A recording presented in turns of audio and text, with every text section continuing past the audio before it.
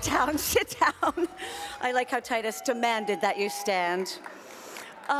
Thank you so much. This is off script for a second, but whoever put that video together, I'm at the stage of my life where it's a bit like, this is your life. So that was incredible, and thank you so much for reminding me of some of those really hilarious and wonderful clips. Titus, bitch stole my line. After working with you so many times and knowing you for so long, Titus really is like a brother from another mother. And now, thanks to O'Mary, hold for applause, my fellow Mary Todd Lincoln, as Titus was also in it. Who knew when we met all those years ago, Titus, that one day we'd be going up for the same roles? Things are changing. Well, Titus, thank you so much for being here tonight to support me, HRC, and for your beautiful and hilarious words. I want to thank the fierce Jody Patterson at table 22 for inviting me to be at your table today and for introducing me to HRC and for her incredible advocacy. And thank you to, this is the first evening I've been in her presence, the amazing Kelly Robinson. Never been more relieved not to have to follow that speech. She's amazing, just amazing. And I want to thank everyone at the Human Rights Campaign, not just for this beautiful honor, but for all the vital work that you all are doing every day. Sweet. So when I was growing up in New Jersey, Jersey in the house, y'all.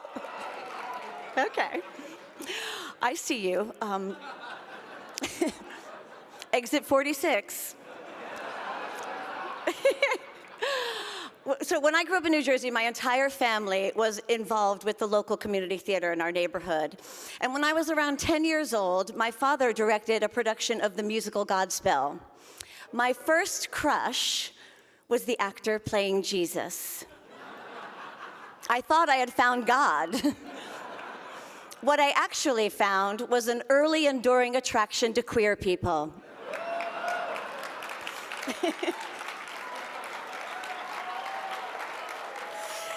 And an exciting new form of rejection. Even then, before I had language for it, I was drawn to something in this community: the creativity, the fearlessness, the refusal to apologize for taking up space or expressing yourself fully, whether it was making art, making history, or simply just making an entrance. A few years after Godspell, I found myself making my Broadway debut. Thank you.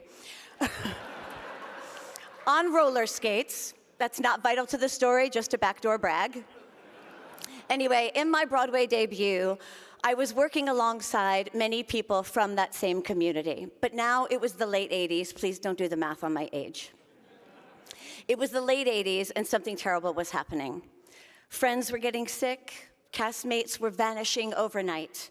We were all terrified, and the government didn't care. I was just 17 years old. That's the backdoor brag. But imagine at 17 years old to see so many of your friends and castmates die. There was no choice for me than to be an ally and forever an advocate to this community.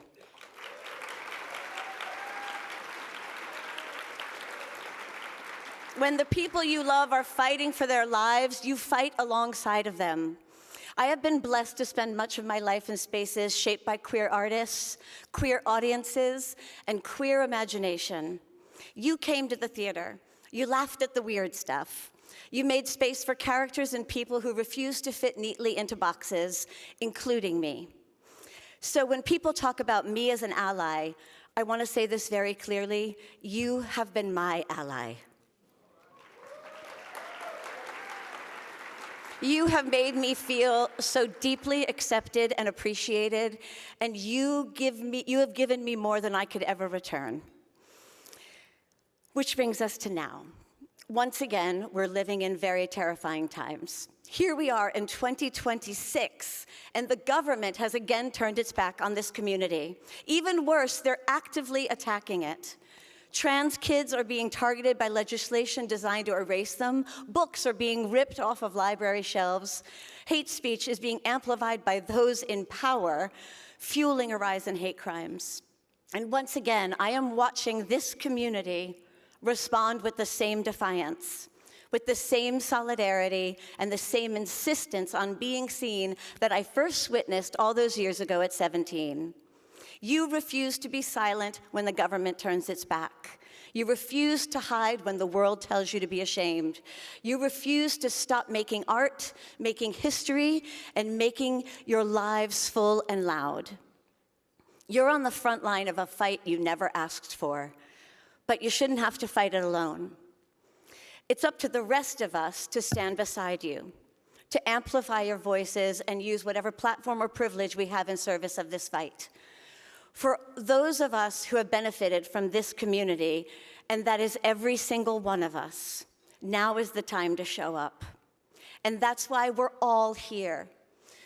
That's why this room is so full of support tonight. Because when a community has loved you and you love them back, you show up. So thank you all for being here. I thank you for this honor. Thank you for teaching me what courage looks like. And thank you for letting me stand with you. I'll see you in Jersey, my friend. I love you. Thank you so, so much.